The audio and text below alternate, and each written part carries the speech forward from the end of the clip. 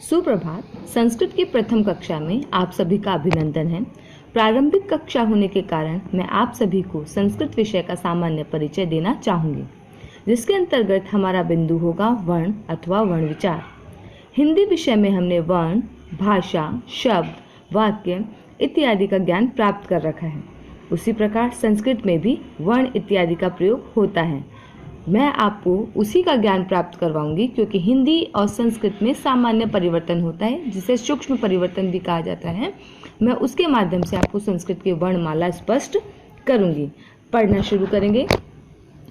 वर्ण किसी भी भाषा के मूल आधार होते हैं। इनके बिना किसी भाषा की कल्पना भी नहीं की जा सकती। प्रत्येक भाषा के शब्दों में विद्यमान रहते हैं। वर्ण भाषा की सबसे छोटी इकाई होती है। वर्णों को अक्षर भी कहते हैं।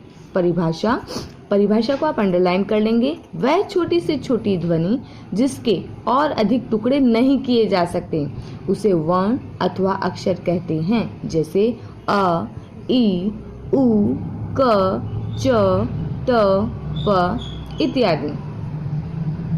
संस्कृत में मूलतः शब्दों में हलंत और विसर्ग का प्रयोग किया जाता है। इसकी पहचान ही इसी के माध्यम से होती है। मेरे पास शब्द है गजह। मैं इसको अगर वर्णों में विभक्त करूंगी तो लिखूंगी ग हलंत प्लस अ प्लस ज हलंत प्लस अह। यहाँ पर कुल मिलाकर 4 ध्वनियां हैं, 2 व्यंजन की और 2 स्वर की। आप ध्यान देंगे, यहाँ पर स्वर के अंदर हलंत नहीं है, किंतु व्यंजन में हलंत है, जिसका स्पष्टीकरण मैं आगे करूंगी। अश्वः चित्र के माध्यम से आपको व्यक्त हो रहा है। अश्व का मतलब होता है घोड़ा। यह संस्कृत में घोड़े को अश्व कहा जाता है, हाथी को गजह कहा जाता है। अश्वः अ प्लस श प्लस व प्लस अह। देखिए, अ श आधा है, अतः श हलंत लगकर इसके अलावा कोई स्वर का योग नहीं किया गया है, किंतु व के साथ में स्वर का योग किया गया है। इसका स्पष्टीकरण जब हम इसके भागों को विभक्तिकरण करके बताएंगे तब स्पष्ट किया जाएगा। ऊपर दिए गए गजह और अश दोनों शब्दों के विच्छेद अर्थात टुकड़े हुए हैं। इससे पता चलता है शब्दों में 4 ध्वनियां हैं। अब इन ध्वनियों के सबसे अधिक टुकड़े नहीं किए जा सकते, अतः ये ध्वनियां क्या कहलाएगी? वर्ण कहलाएगी। तभी तो कहा गया था कि भाषा की सबसे छोटी से छोटी इकाई जिसके कोई टुकड़े ना हो वह वर्ण कहलाए जाते हैं। संस्कृत में वर्णों के प्रकार देखिए, हिंदी में अब तक हमने वर्ण पढ़े हैं कितने? स्वर और व्यंजन, किंतु ये हमारी संस्कृत भाषा है, जिसके लिए मैंने आपको पहले भी बताया था कि संस्कृत में कुछ परिवर्तन होते हैं हिंदी से। संस्कृत वर्ण 3 प्रकार के होते हैं। ये हमेशा याद रखने वाली बात है कि संस्कृत में वर्ण 3 प्रकार के होते हैं, स्वर, व्यंजन और अयोगवाह। कितने भागों में बांटा गया है इन्हें? 3 भागों में, स्वर, व्यंजन और अयोगवाह। सबसे पहले हम पढ़ेंगे स्वर वर्ण। जो वर्ण किसी अन्य अक्षर की सहायता के बिना बोले जाएं, उन्हें स्वर वर्ण कहते हैं। स्वर वर्णों की संख्या 13 है, जो इस प्रकार है: अ, आ, ई, उ, ए, ऐ, ओ, औ, री। हमने ऊपर जब मैंने आपको ग हलंत प्लस अ प्लस ज हलंत प्लस अ बताया, जब मैंने आपको ये बताया कि देखिए इस अ के हलंत क्यों नहीं लगा हुआ है, क्योंकि ये अ और अह ये स्वर व्यंजन है, स्वर वर्ण है, और जो स्वर वर्ण होते हैं इन्हें किसी की आवश्यकता नहीं होती, ये स्वयं में ही स्वतंत्र होते हैं। जबकि जो व्यंजन वर्ण होते हैं उनको किसकी आवश्यकता पड़ेगी? स्वरों की आवश्यकता पड़ेगी, इसलिए इनको हलंत के द्वारा व्यक्त किया जाता है।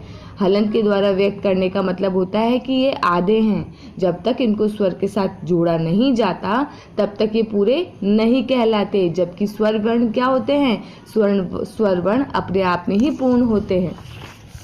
आगे पढ़ेंगे। हमने पढ़ा स्वर की परिभाषा, जो अपने आप में स्वतंत्र होते हैं। अब हम पढ़ेंगे स्वरों के भेद, कि संस्कृत में स्वरों के कितने भेद होते हैं। स्वर वर्णों के भेद। स्वर वर्ण तीन प्रकार के होते हैं। ह्रस्व, ह्रस्व मतलब छोटा। दीर्घ स्वर, दीर्घ मतलब जो कि ह्रस्व से थोड़ा बड़ा हो। संयुक्त स्वर, जो इन दोनों से बराबर या इन दोनों से ज्यादा हो। पहली परिभाषा, ह्रस्व स्वर, जिन स्वर वर्णों को बोलने में एक मात्रा का समय लगता है उन्हें ह्रस्व स्वर कहते हैं। ये कितने होते हैं? 5। अ, ई, उ, री, री। दीर्घ स्वर, जिन स्वर वर्णों को बोलने में 2 मात्राओं का समय लगता है उन्हें दीर्घ स्वर कहते हैं। इनकी संख्या कितनी होती है? 4। आ, ई, उ, री, जिसे हम ई, बड़ी ई कहते हैं, बड़ा ऊ कहते हैं। क्यों कहते हैं? क्योंकि इसकी तुलना में, अर्थात छोटी ई की तुलना में इसका समय कितना होता है? थोड़ा ज्यादा होता है। ऊ की तुलना में बड़े ऊ की कितना समय लगता है? थोड़ा ज्यादा समय लगता है। अगला है संयुक्त स्वर, जो स्वर वर्ण 2 स्वरों के योग से बने हैं उन्हें संयुक्त स्वर कहते हैं। देखिए, जो स्वर वर्ण 2 स्वरों के योग से बने हैं, अर्थात अ और आ, इन दोनों के मेल से जो बने हैं वो क्या कहलाएंगे? संयुक्त स्वर। इनकी संख्या कितनी होगी? 4। जैसे ए, आई, ओ और आओ, ये हमेशा दीर्घ होते हैं क्योंकि ये 2 के योग से बनते हैं। ए बनता है अ प्लस ई और ए बनता है अ प्लस ई।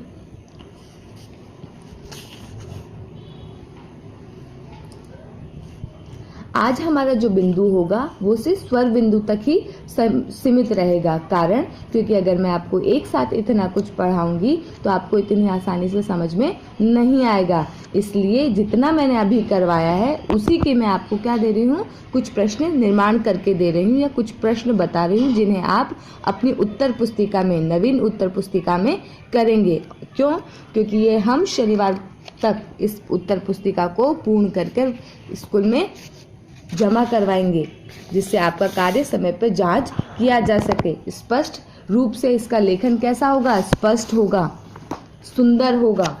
उसी के माध्यम से मैं आपको जांच कर सकती हूँ कि मेरा पढ़ाया हुआ आपको कितना समझ में आ रहा है। पहला प्रश्न क्या होगा? मैं इन प्रश्नों की एक पिक बना के भेजूंगी जिससे आपको आसानी हो जाएगी। पहला प्रश्न होगा हमारा वर्ण किसे कहते हैं, जिसे हमें वर्ण की परिभाषा देनी है। ठीक है, वर्ण कितने प्रकार के होते हैं और उनके नाम लिखिए। प्रकार, अगर आप चाहें तो इसे बिल्कुल बुक में जो तालिका दी गई थी उसी माध्यम से समझाएंगे। स्वर की परिभाषा देंगे और स्वर कितने प्रकार के होते हैं उनके नाम लिखेंगे। बिल्कुल तालिका के माध्यम से नाम लिखेंगे। मैं जो प्रश्न बनाऊंगी मैं उसको आपको इसी तरह से फ्रेम करके दूंगी जिससे आपको आसानी से समझ में आ जाएगा। आज हमारा बिंदु था वर्ण, वर्ण के भेद, स्वर और स्वर की परिभाषा।